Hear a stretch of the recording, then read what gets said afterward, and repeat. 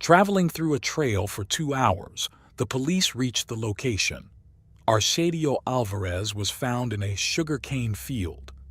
It was at that moment that they apprehended the suspect, who was accused of committing incest for about 30 years against his eldest daughter, Alba Nidia, with whom he had at least 14 children, of which 8 survived.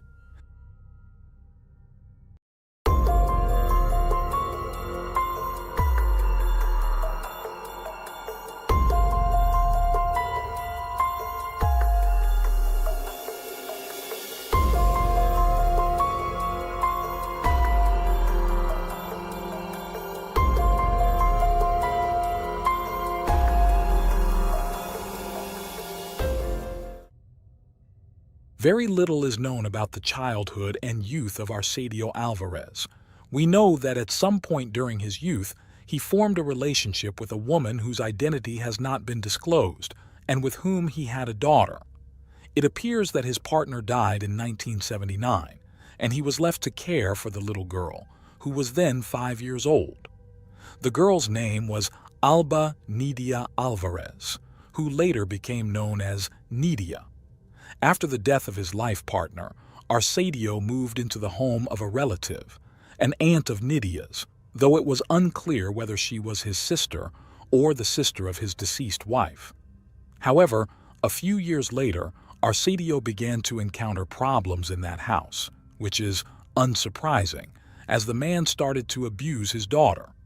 This inappropriate behavior began when she was 5 years old. When she was around 13 years old, Nidia gave birth to her first baby, a boy who was also her brother. For her, this situation was always a tragedy, but her father was indifferent to it. They eventually settled with his family in a small village very far from everything in the south of Colombia, where only the most basic services were available. There were barely 200 families living in the area. Arcadio was a farmer with very few resources. As a result of his precarious economic situation, upon arriving at the place, he settled his family in a fragile and unstable wooden house with a zinc roof and dirt floors. It is noteworthy that by the time Arcadio arrived in that area, the family had 4 children. For the people of the region, initially, nothing seemed too strange. They simply saw the newcomers as good people, even though they were not very sociable or communicative. Nidia was a very reserved young lady and did not socialize with the local residents. In fact, she never left the house unless she was with her father, and she was essentially only seen when going out to buy supplies for the family alongside Arcadio. Some were concerned that she was school-age but did not attend the public school in the town. However, they never inquired about the reasons why the father did not send her to school. One day, reality struck everyone when it became evident that Nidia was pregnant. If she didn't leave the house, didn't have a boyfriend, and her father exercised complete control over her eldest daughter, the only possible conclusion was that the young girl, while a minor, was being abused by her father. But even though the abuse situation was clear to everyone, no one spoke. By the time Nidia was over 20 years old, she had had 11 pregnancies, not all of which came to term, and not all of the babies born survived. Nidia never gave birth in a hospital. It was often up to someone else to help her bring into the world the children fathered by Arcadio. In the small town, everyone gossiped about this. Initially, they were horrified, but nobody said anything.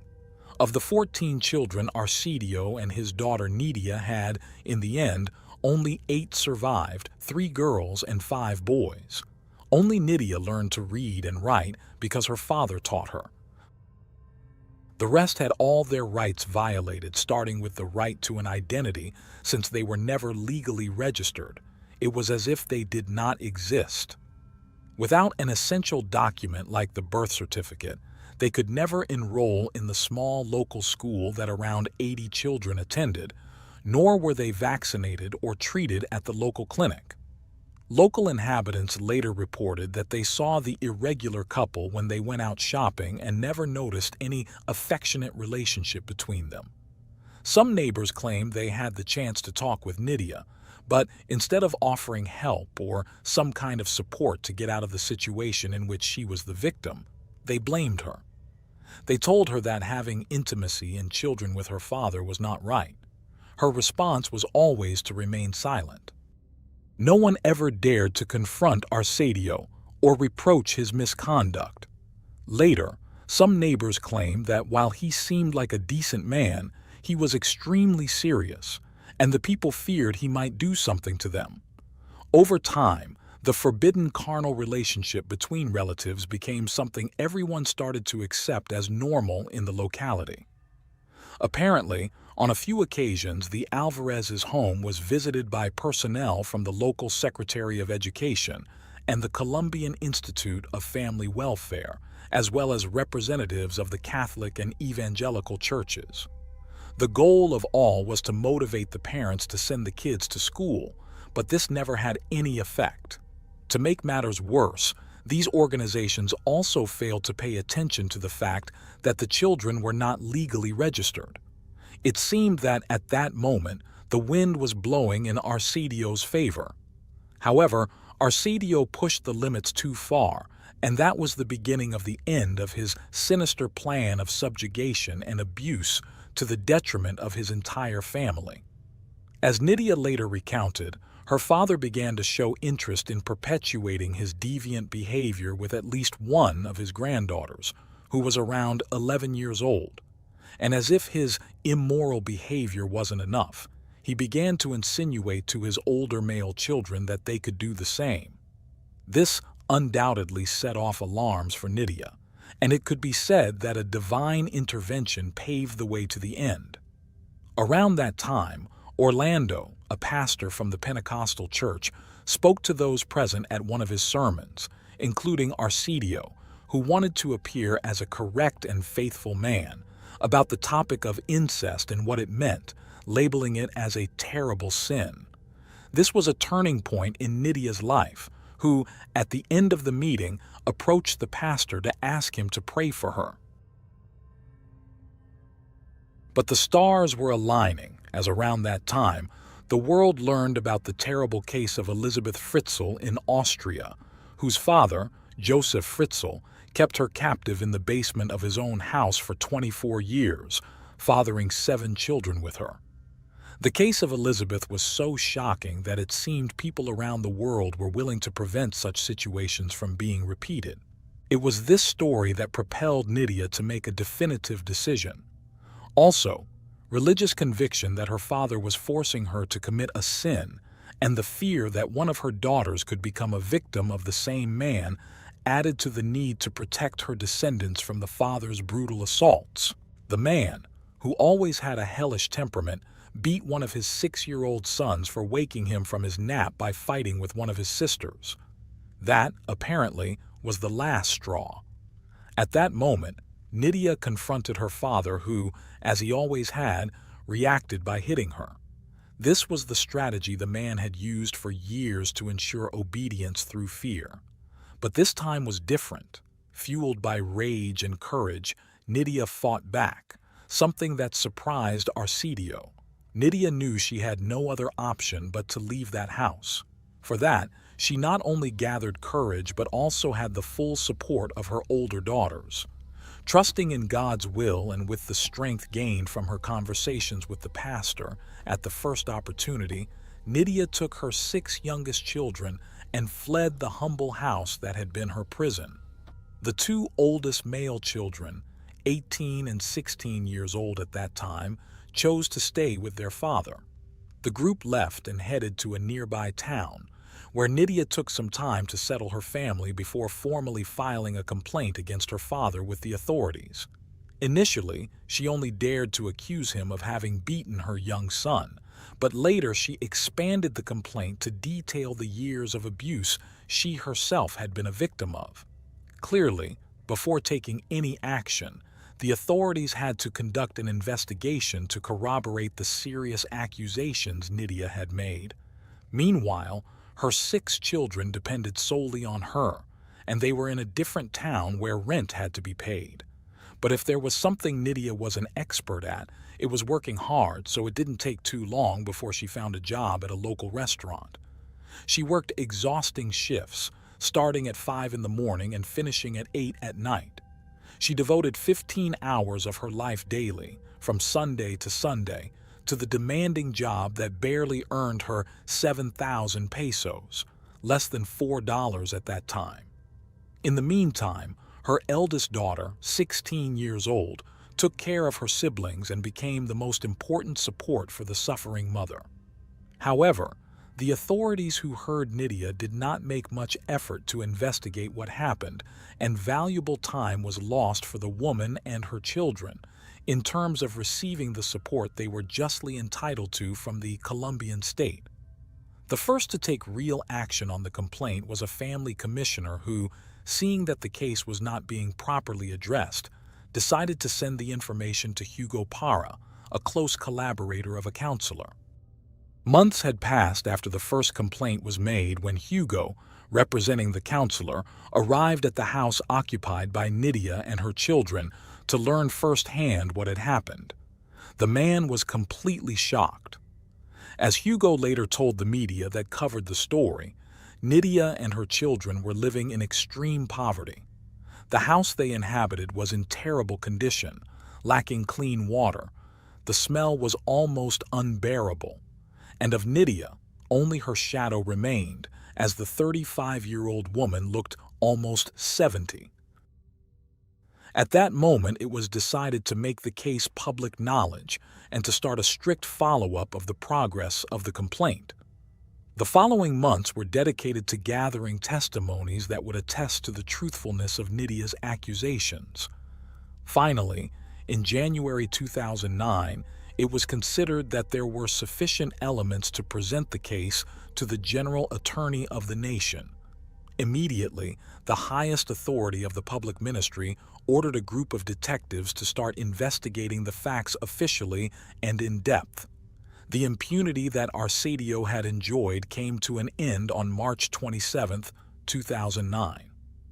That day, agents of the investigation team, known by its initials as CTI, initiated an operation to capture the alleged perpetrator. They had to travel 2 hours through intricate paths to reach the sugarcane plantation where Arcadio was known to be. Finally, the 58-year-old man was detained. In his initial statement to the authorities after being arrested, Arcadio maintained that he had never forced Nydia to engage in inappropriate sexual relations and also asserted that she was not his biological daughter but had been adopted. Needless to say, he also denied having intentions of abusing his daughters, much less having instigated his older sons to do so. Upon hearing her father's statements, Nydia affirmed that he used the same argument of her supposed adoption to abuse her. She added that her father subjected her to the most terrible treatments, besides having her practically imprisoned since she lived locked up and could not go anywhere unless it was with him. Among everything, perhaps the most surprising was when she claimed that he would always be her father and as such, she had to respect him. She then detailed that she always maintained in her conversations with Arcadio, when trying to reason with him, that she loved him as a father and never saw him as a man. On March 28, 2009, the trial against Arcadio Alvarez took place. There, the abuser maintained his version that Nydia was not his biological daughter but an adopted one, and stated that the two had agreed to love each other. What he could not explain was how he could have made such an agreement with a girl of 5 years old, which was the age she was when he violated her for the first time. Following this hearing, Arcadio was transferred to the local jail amidst a crowd gathered at the courthouse gates to shout insults at the abuser. The police had to act quickly to remove him from the place, as many in the crowd wanted to physically assault him. The detainee was charged with sexual abuse, violent carnal access, and incest against his daughter Alba Nydia Alvarez. By that time, the case had become well known, and the press had given it full attention. Despite everything Nidia had suffered, she showed her enormous heart as a mother during her conversation with journalists. She always stated that her greatest fear during all those years of subjugation was that her children might become victims of assaults like she was. Nidia maintained that this was something she never allowed, and she also stated that every interaction with her father made her feel very bad, and she did not want the story to repeat with her daughters, a point she had made very clear to Arsadio, warning him that if he ever laid a hand on any of her daughters, that would be the end of the docile and good person he had known. She hinted in her interaction with the media that she also resented that what was happening to her was an open secret and no one offered her the least bit of support. She confirmed that she never gave birth in a health center. All her childbirths were attended by midwives at home who knew the situation, but only asked if the new baby was the child of the same father. By that time, her oldest child was 19 years old, and the youngest was only 1 year old. In 2009, the trial against Arsadio ended, with no further details found, except, of course, that in response to the accused's claims that Nidia was not his biological daughter, comparative DNA tests were ordered. The Colombian Institute of Forensic Sciences confirmed that the man was lying, as the tests proved she was indeed his daughter. It was also revealed that the prosecution originally tried to add an additional charge for sexual acts against a minor under 14 years of age for an alleged abuse against one of his daughters, but the fact could never be proven, and in the end, the prosecution dropped this charge. The media reported that in the initial session, Arsadio pleaded innocent, but after 12 hours of hearing Nidia's valuable testimony and the DNA evidence, the accused ended up accepting the charges against him and even apologized to his daughter and his grandchildren. With his admission of guilt in October 2009, the presiding judge sentenced Arsadio Alvarez to 15 years and 7 months in prison, a sentence that undoubtedly seemed almost an offense to the victims and did not take into account the number of people whose lives were severely affected. And there was yet another incomprehensible detail. Although the reasons were not found, the sentence was later reduced to 11 years, 7 months, and some days. After the trial and under the protection of the Colombian Institute of Family Welfare, Nidia and her 6 younger children were relocated and placed in a house in good condition in Bogotá, the country's capital, with the aim of starting a new life away from the place where everyone knew them and would constantly remind them of what had happened. This is the last information that could be found about this family. And talking about Arsadio, the insufficient sentence was not even fully served. As in 2011, the authorities of that institution reported that Arsadio had died. According to a press release issued by the prison authorities 2 weeks before, the individual had been hospitalized for surgery due to gallstones. But the day after being discharged and returned to prison, the guards found him dead in his cell. The report stated that the death occurred due to natural causes. At the end of this case, the lesson of Nidia's courage and her struggle to provide for her surviving children remained. But the undeniable pain of so many years and the deaths of 6 little ones, either because their pregnancies did not come to term or due to being born under inadequate conditions, was undoubtedly very difficult to overcome. At the time of the events, the director of the Colombian Institute of Family Welfare stated that he had never known a case of this magnitude in Colombia and expressed concern that a situation of so many years had not been denounced by anyone. The official was not only referring to a complaint from the victim, who was the most fragile and had the least opportunity to do so, but also to the community members who knew about the situation but chose to remain silent. In a conversation with the press, One of the sons who stayed with the father tried to make sense of the events from his humble point of view. But the truth is that nothing justifies what happened in this case. Nydia lived for about 30 years dreaming for freedom, but without the courage to obtain it, as the abuse started at such a young age that it left her unable to defend herself. Inside, she was a terrified child, even at the age of 30. After finally being freed from her abusive father, the woman stated that all that went through her mind was the hope that her children could have a better future, that they would study to progress in life, form their homes, and feel at peace. And perhaps the great lesson of this case is advice for other women that Nydia repeated several times to the media. She pointed out that if they found themselves in a similar situation, they should find a way to speak out, to denounce, and trust in God to move forward. For Nydia, silence was her father's perfect accomplice, not just her own silence, but that of all those who, knowing the situation, preferred to look the other way.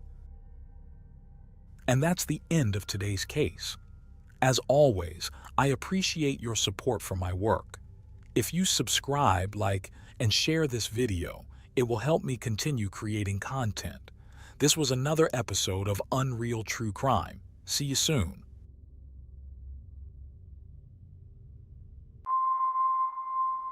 Day after day, we are surrounded by the presence of criminals. We are spectators to the deepest darkness in human actions and the bizarre reality that someone's suffering can be a form of pleasure. As dedicated investigators of the criminal world, we're on a mission to uncover the most shocking crimes and get inside the minds of those who commit them. I am Luke, and today I bring you another Unreal True Crime.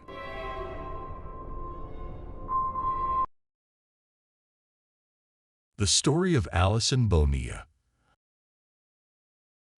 On September 27, 2020, police and several neighbors from the Florencio del Castillo community were attempting to locate a young woman named Alison Bonilla, who had been missing for more than 5 months. They headed to an illegal dump located in San Jeronimo de Caxia in the province of Cartago, Costa Rica.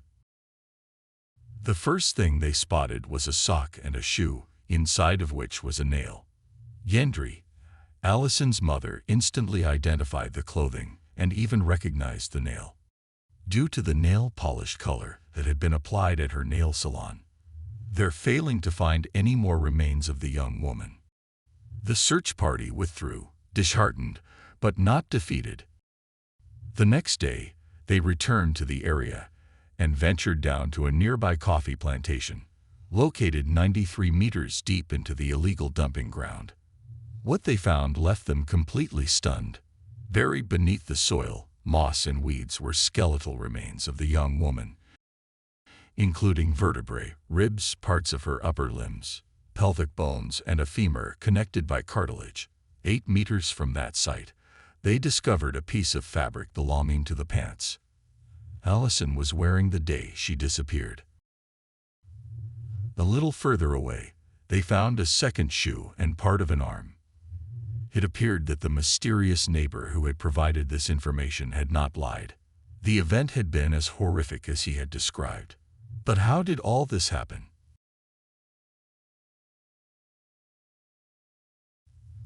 Alison Pamela Bonilla Vasquez was born on November 7, 2001, in the city of Cartago, Costa Rica. When she was very young, her parents divorced, and she went to live with her mother, Yendri Vasquez. They moved to the Florencio del Castillo community in the town of Ujeras. Despite her family's modest economic standing, Alison never lacked for anything. Growing up in a nurturing environment led her to become a highly sociable, friendly, and attentive young woman. Everyone who knew her adored her. She had an especially close relationship with her mother. They were like friends. Alison would even sometimes help her mother at her nail salon. At 18 years old, Alison led a quiet life. She attended night classes at a school which was several kilometers away from her home. In her town, it was common for young people to attend schools far from their communities, so walking through the streets was a routine part of her day. She spent most of her time with her boyfriend Harold Segura. Her days typically consisted of going from school to her boyfriend's house or meeting up with friends and family. However, this routine was shattered on March 4, 2020. At 5 p.m., Allison left her home wearing blue jeans, a white and mustard-colored blouse, and light-colored sneakers. She took a collective bus to go to the school and traveled the 5.5 kilometers to the institution with a friend. She arrived around 6 p.m. Only she said goodbye to her friend and decided to visit her aunt who lived nearby. She arrived at her aunt's house, but no one was home. She then went to her boyfriend's house, where she met his mother, and they chatted for a while. Eventually, Harold arrived, and they spent the rest of the afternoon together until he had to leave for an errand. Seeing that it was getting dark, Allison thought it would be best to leave as soon as possible and did not wait for her boyfriend to return to say goodbye. At 8 o'clock, Allison walked to the bus stop that would take her home to Florencio del Castillo. 10 minutes after boarding the bus, she received a text message from Harold, who was extremely worried. He told her it would have been better if she had waited for him to accompany her home. 40 minutes later, Allison got off at the bus stop closest to her home, but she still had a long distance to walk. The street was deserted, and the only light came from a few streetlights. Feeling somewhat anxious, Allison began the 1.6-kilometer walk to her home. She sent a message to her mother, Yendri, asking her to meet at a bridge 500 meters away from their house as they usually did. While walking, Allison noticed two men who appeared suspicious. They were heading in the same direction as her, so she quickened her pace and texted Harold, saying, "I was on the bus and just got off, and these two sketchy guys got off as well and are walking behind me. I'm going to speed up because I'm scared." Concerned, Harold advised her to take a taxi and promised to pay for it, but Allison declined. She texted him that she was close to the bridge where she was supposed to meet her mother. The men began to walk faster as if trying to catch up with her. When Yendri arrived at the meeting point, there was no sign of Allison. She repeatedly called her daughter's phone, but got no answer. Distraught, Yendri returned home, hoping that Allison might have taken an alternate route and had already arrived. Upon reaching home, she found it empty. The last time Allison had been online was at 8:40 p.m. Yendri tried to contact her again, but the messages went unanswered. The next day, she officially reported her daughter's disappearance to the police. The authorities began searching for clues to Allison's whereabouts. The first lead was security footage from a camera near the bridge where Allison was supposed to meet her mother. The tape showed her walking down the street toward her home, 8:47 p.m., at some point quickening her pace before disappearing into the darkness.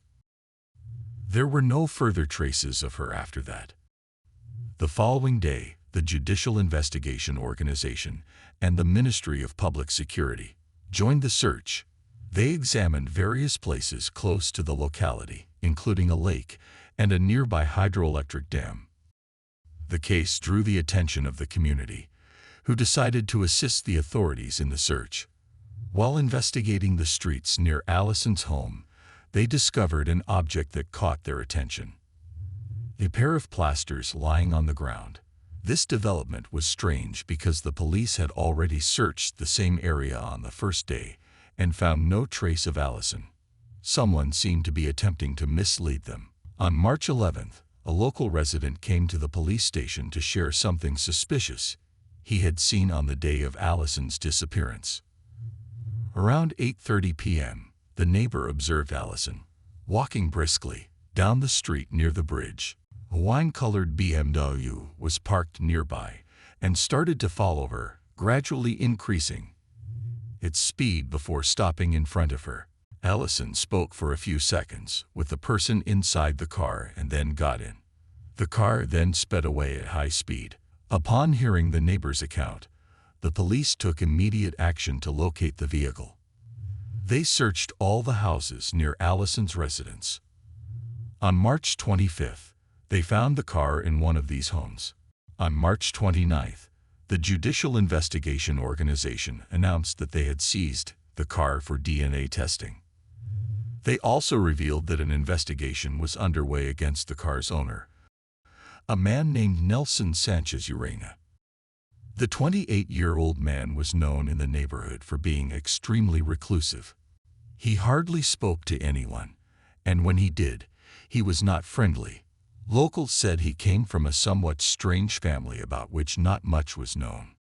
One even speculated that he was involved with regional gangs. While the police continued to gather evidence to warrant the arrest of Sanchez Urena, now the prime suspect in Allison's disappearance, another significant event occurred. On April 4th, an employee of a store near the area found Allison's identification card. This was the second item belonging to Allison that had mysteriously appeared. The search continued, with authorities believing they were getting closer to discovering Allison's whereabouts.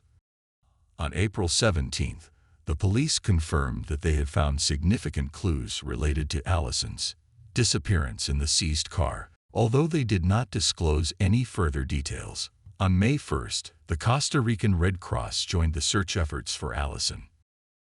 Despite more people joining the search team, her body still remained missing.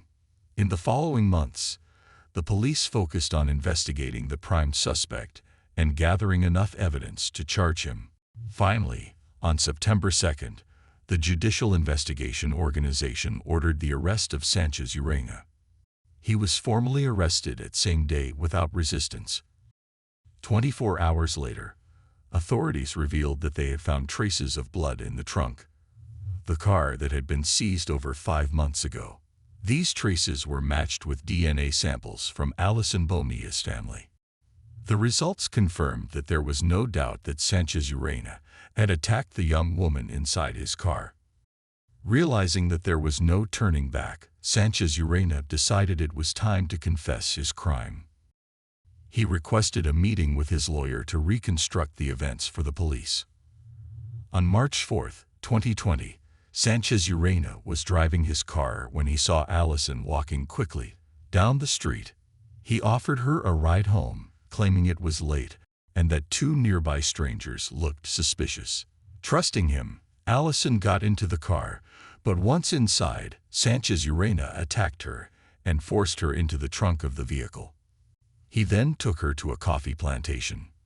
Once there, he forced her out of the car and took her about 140 meters from the entrance of the property, where no one could hear them.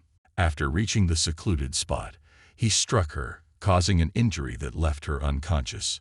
Blood splattered on the ground as he proceeded to assault her. After completing the horrific act, he walked back to where he had left his car, put Allison's body in the front seat, and tied her hands with a piece of cloth and adhesive tape. He then placed her back in the trunk of the car.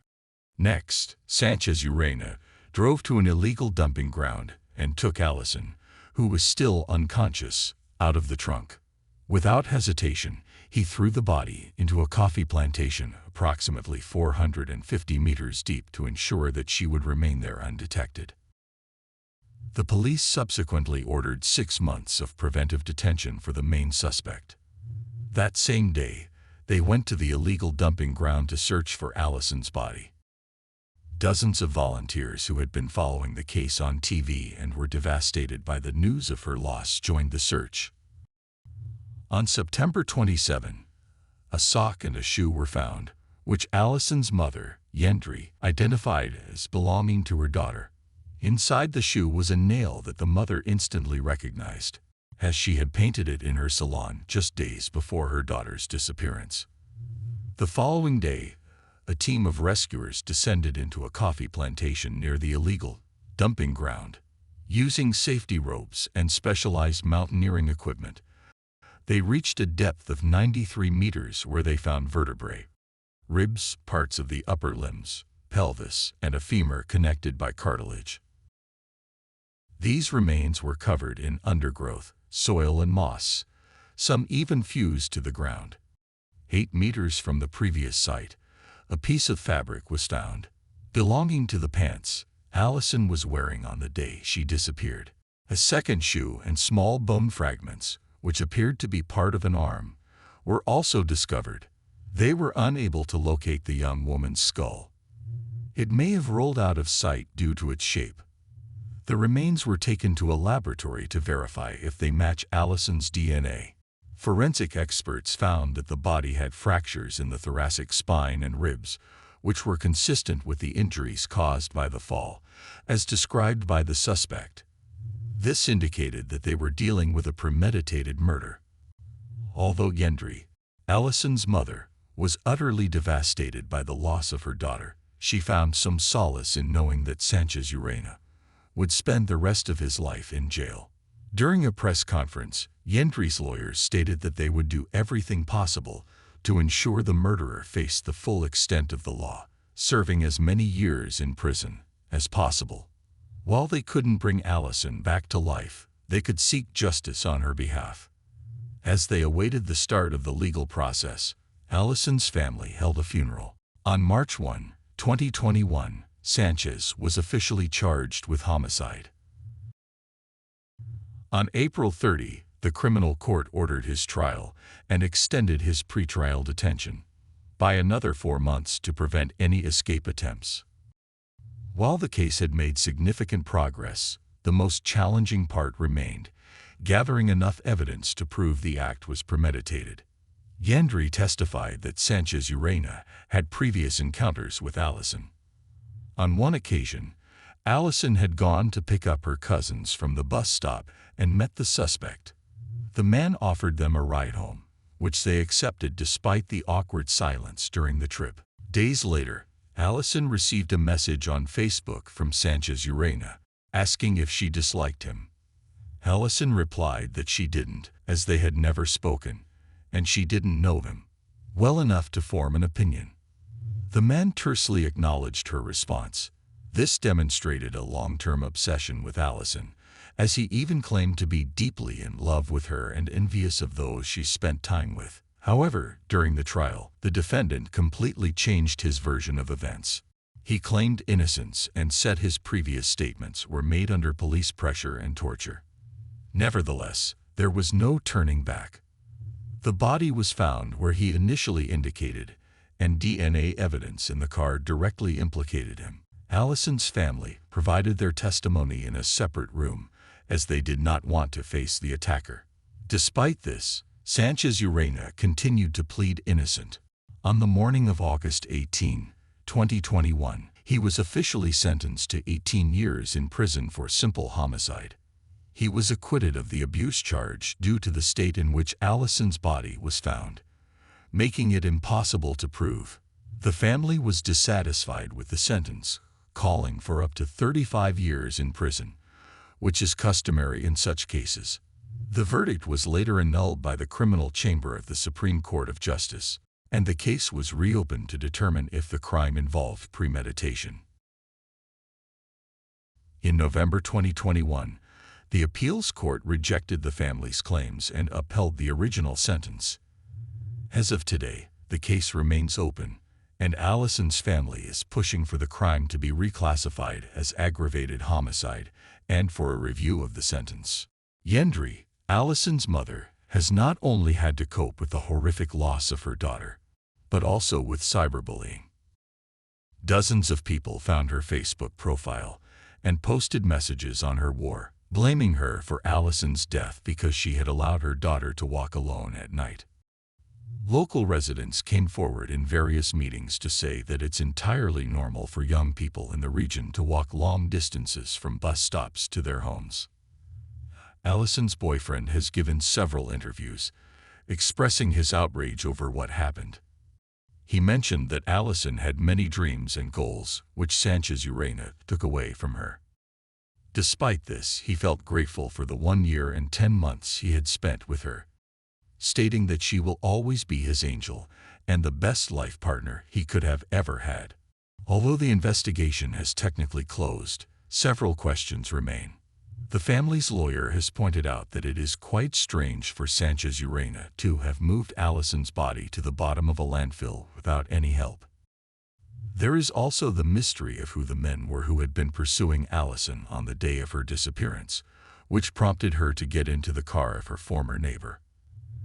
After an audio message that Allison sent her boyfriend went viral, the public has one burning question. Did these two men have anything to do with Sanchez Urena's sinister plan? And if not, why were they following the young woman late at night? The trial concluded too quickly, leaving the family dissatisfied with the sentence.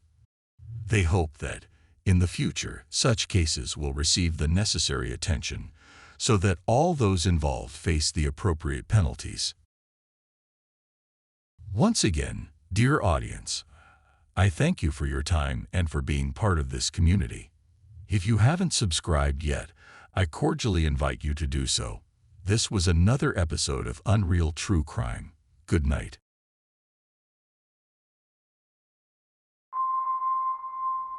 Day after day, we are surrounded by the presence of criminals. We are spectators to the deepest darkness in human actions and the bizarre reality that someone's suffering can be a form of pleasure. As dedicated investigators of the criminal world, we're on a mission to uncover the most shocking crimes and get inside the minds of those who commit them. I am Luke, and today I bring you another Unreal True Crime.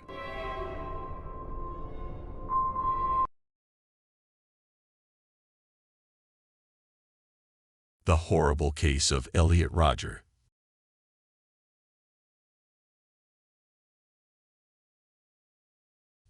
Elliot Rodger was born on July 24, 1991, in London, England. His parents were Peter Rodger and Lee Chin Rodger, both very young at the time of conceiving the child, and while growing their professional careers. Peter was dedicated to photography but dreamed of becoming a renowned filmmaker in Hollywood. Lee Chin was a young woman from Malaysia who had come to the United Kingdom to work as a nurse on film sets. Thanks to her job, she had the necessary contacts to fantasize about the idea of moving the family to the United States, where big dreams come true. George Lucas, no less, was a close friend of Lee Chin. In the years following after Elliot's birth, the family prepared for the big move, and after the arrival of their fourth member, Georgia, in 1996, they finally embarked on the journey that changed their lives. That year, the four of them took their belongings and settled in California, close to movie stars and huge recording studios. A new chapter in the life of the Rodgers began. However, not everyone was pleased with this change. For the first time, sadness appeared within Elliot. For him, the happy days had been left behind in London. But after a brief period of adaptation, he was ready to become the happy child he once was. When it was time to start at his new school, his limited social skills became evident. Elliot was extremely shy and rarely had the courage to approach other children, to start a conversation or join a game. In these situations, it was his mother who intervened and invited some classmates over to play at the house. Then, everything would go normally, and Elliot seemed to integrate easily. Although there were numerous moves, after a while, the Rodgers found their place and began to form bonds in the country they had arrived in. The adults had their friends, their dream jobs. Elliot was doing well in school. Everything seemed to be going as planned. But the dream was short-lived. By the time Elliot turned 7, the fights between Peter and Lee Chin became more frequent. The situation became unbearable, and after a few months, the couple decided to separate. This event significantly affected Elliot's emotions and behavior. The child began to feel resentment towards his father, especially when, shortly after, he introduced him to his new girlfriend. He couldn't believe what he was doing to his mother. He refused to go to his father's house because he was hardly ever there, and he had to spend time with his father's new girlfriend, whom Elliot felt was trying to impose rules as if she had authority over him. But other, more important issues were on his mind, and soon his parents' breakup became a secondary concern. What really obsessed him was figuring out how to make friends and be seen as a popular kid. He observed from a distance the behavior of the classmates he admired, wanting to emulate their appearance so others would notice him. Until that point, he had felt invisible everywhere except at home. At home, his mother indulged all his wishes and whims, but outside, he felt that no one acknowledged his existence. He did everything within his power to change this, seeing that his father, a good and successful man, had quickly found a new woman. Elliot concluded that this was the way to stand out among people and eventually become a great seducer. He asked his parents for permission to dye his hair blonde, changed his outfits to urban clothes, like those worn by skaters, bought a skateboard, and started practicing. His plan seemed to be working. For the first time, he felt he could find a group of friends on his own, without the need to talk too much. But at the same time, he was not so good with physical skills. There was always someone better than him. This discovery filled him with hatred. This was the first time he began to experience envy and jealousy. Others seemed to fit perfectly into the world, but for him, it seemed an impossible task to accomplish.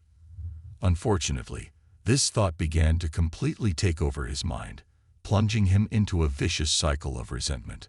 By the time he reached adolescence, his obsession took another turn. The idea of getting a girlfriend and losing his virginity began to occupy his head all day. He knew that day would come. Each day, his group of friends demanded him to do something he didn't want to do. He himself claimed that he was desperate to catch the attention of women, to receive the love that had been denied to him so far, to lose the virginity that made him look as a loser. Time kept passing, and he was still unable to achieve his goal. He couldn't understand why women didn't notice him, why they didn't choose him and preferred to go out with unoriginal boys, only dating good-looking guys whom he considered stereotypes. After constant frustrations, which accumulated from failed attempts to relate to other people, he immersed himself in the world of video games. There, he found an escape from the harsh reality he faced daily. He distanced himself from the few friends he had managed to make with the help of his mother, and fully delved into the parallel universe of role-playing games, losing interest in everything else. At school, they began to bully him for being the quiet and calm boy, and also mocked him for his fear of talking to women. When the situation became unbearable, his parents decided to change his school. However, this measure turned out to be even worse, as he was sent to a school with a larger number of students than the previous one, which caused him overwhelming anxiety. At that establishment, he also suffered bullying from his classmates. He then begged his parents not to send him back to that place. Complying with his request, they decided to send him to a smaller, part-time institution. Elliot felt more comfortable there, but still, none of his classmates were to his liking. The hatred for people was already entrenched in him. He saw himself as superior to others, who were incapable of noticing him. For this reason, he believed he was doomed to a lonely and miserable life, while other boys his age lived their lives fully, partying, having intimate relationships, and socializing with friends. The envy and jealousy he had begun to feel during his childhood took over his body, filling him with fury and hatred towards all humanity. These thoughts led to several episodes of crying where he expressed being fed up with his life. The experiences that had led him to constant frustration and the new family his father had formed eventually plunged him into a deep depression. Although he refused to leave his room, his parents decided to take him to a psychiatrist. The professional prescribed medication, but Elliot refused to take it, insisting he was not sick. Nevertheless, the first signs that something was not right began to appear. When it was time to go to university, His parents thought it would be a good idea for Elliot to live on the campus of the University of California. Perhaps being away from his family, the boy would find a way to relate to people his age without the intervention of his mother or any other adult. However, once again, the plan did not turn out as expected. Elliot lived with other classmates, but he didn't even engage in conversation with them. He found it impossible to share his space with others. Everything seemed to be an attack on him. Moreover, reality hit him hard again. The city where he lived was full of young people having fun day and night, walking hand in hand with their partners, and he couldn't even approach anyone. He then thought that, although he hated them, the only option to get a girlfriend was to become like one of them. He took advantage of his parents' good economic position to build a personality based on wearing designer clothes, driving a high-end car, and flaunting the money he had, to be seen as a sophisticated, cultured, and fascinating man. To do that, he had to become rich, and the easiest way to do it was by betting on lottery tickets. He invested the money his parents sent him, learned gaming strategies, and dedicated his time to achieving his goal. But once again, his plan did not come to fruition. It was impossible for him to contain the rage he felt seeing others have the life he desired and believed he deserved. He then began to frequent websites to learn how to seduce women. By clicking on some alternative links, he arrived at a portal where hundreds of men in the same situation shared their frustration and blamed women for their discomfort. However, he saw these men as losers and did not feel he belonged to that category either. His insistence on fulfilling his whim seemed to have no end. On one occasion, learning about a party organized at one of the fraternities, he took the courage to go, even though he had not been invited. Beforehand, he drank vodka in his university room, and then went to the place. When he entered the house, he saw people talking among themselves. But once again, they did not notice his presence. He drank a few more glasses there, hoping someone would approach him. Then he noticed an Asian boy having fun, and anger overwhelmed him. He ran towards him and started shouting and insulting him. How was it possible that this Asian boy had friends, and he did not? People mocked him because he was drunk and did not know what he was saying. Then, by his own will, he left that room, went to a balcony, sat down, and watched everyone in solitude, hating them with all his might. Soon, the refuge he had found began to fill with boys and girls. Fury returned, and he started to insult the women, trying to push them off the balcony. However, the boys accompanying them reacted in time, and it was he himself who ended up falling. Injured from the fall, he left the place completely lost in his fury. The next day, he called his father to accompany him to a hospital due to the poor condition of his leg. He invented a story in which he was the victim. This was his breaking point. All the discomfort he had been dragging for years had to be returned to the world and humanity, which had rejected him time and again. He decided he had to take control of the situation. The only way out was revenge. This was how his macabre fantasy took shape and turned into a plan to execute, a plan he called the Day of Retribution. Elliot prepared for months for the day he would finally end his miserable existence. During his time at the university, he had managed to save the money his parents sent him for living expenses to buy weapons that would help him carry out his revenge against humanity. He learned to use them, set a date for the event, and opened a YouTube channel, where days before the attack he uploaded videos detailing what he intended to do. He made sure to narrate his day-to-day life, and the hatred he felt when he saw couples holding hands or kissing in front of him. He claimed it was a crime that some had that opportunity when he wasn't even looked at. It was an injustice perpetrated by a twisted world and humanity. In the videos, he also showed how he drove around in his luxurious car, and at every corner, he found a party of young people having fun, many girls interacting with boys, and how he insulted and resented them. In his original plan, he included the murder of his stepmother and his younger brother for stealing the life he deserved. The date for this terrible event was initially April 26, 2014, as his father would be out of town. However, a change in Peter's schedule forced Elliot to postpone it for another month. Meanwhile, one of the threatening videos Elliot had uploaded to his blog reached his mother. Concerned about what she had just seen, she alerted the police authorities. 2 officers showed up at the door of the apartment where Elliot lived. The young manipulator appeared calm and friendly enough to convince them that he was fine and would not harm himself or anyone else, considering the possibility of ruining everything he had planned up to that point. Elliot decided to expedite his plan on May 23, 2014. He uploaded his last video, titled The Day of Retribution, and simultaneously sent an email to a dozen acquaintances, including his parents, with a 141-page autobiographical manuscript entitled My Twisted World.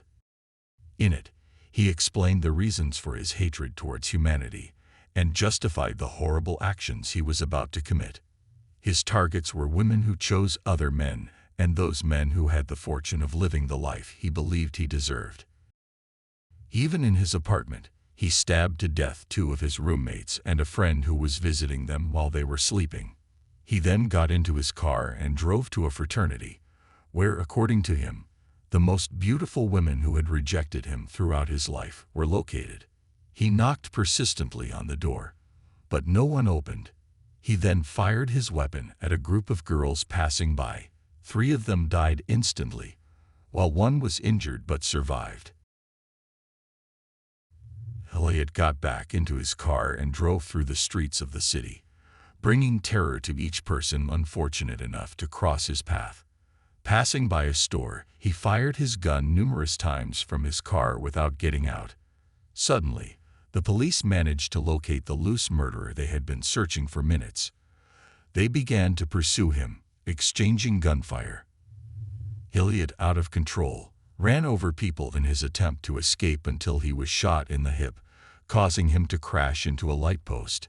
Then, in the immense silence that finally enveloped the terrified city, a final explosion was heard, coming from the interior of the vehicle Elliot was driving. When the officers approached, they found him dead with a head wound. In total, 7 people perished that fateful night, including Elliot Rodger. After the desperation and fear that ran through the blood of the witnesses of the tragic event came desolation. No one could believe what had happened on May 23, 2014. The families of the victims were inconsolable at the fatal end of their loved ones. Even his parents could not comprehend the terrible, drastic decision their son had made. Peter Rodger felt the need to publicly apologize to the relatives, and also assured that they had not been able to see how sick Elliot was, as he had been clever enough to hide most of the thoughts tormenting his mind. Although they were aware of his obsession with getting a girlfriend, he had never expressed the hatred he felt for all humanity. Peter assured that he would live tormented for the rest of his days, knowing that his son took the lives of innocent people due to severe disorders that had not been detected in time. Although they were aware of his obsession with getting a girlfriend, he had never expressed the hatred he felt for all humanity. Peter assured that he would live tormented for the rest of his days, knowing that his son took the lives of innocent people due to severe disorders that had not been detected in time.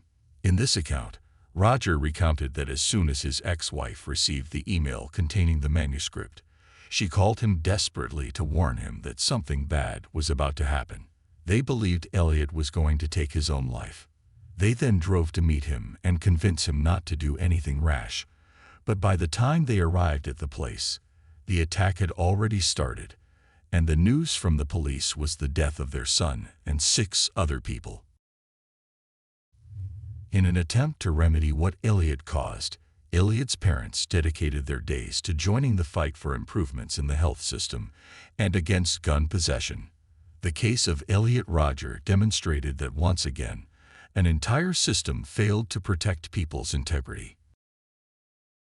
When officers arrived at his apartment, they discovered his collection of knives and other sharp objects, as well as his writings and books about mass murderers. Mental health professionals were also unable to recognize that they were dealing with a severe narcissist, an antisocial person lacking empathy, who endangered his life and others, but they managed to deduce it after his act of revenge.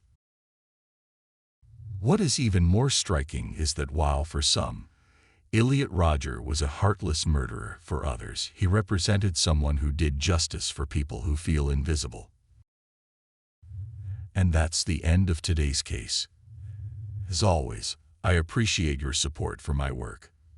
If you subscribe, like, and share this video, it will help me continue creating content. This was another episode of Unreal True Crime. See you soon.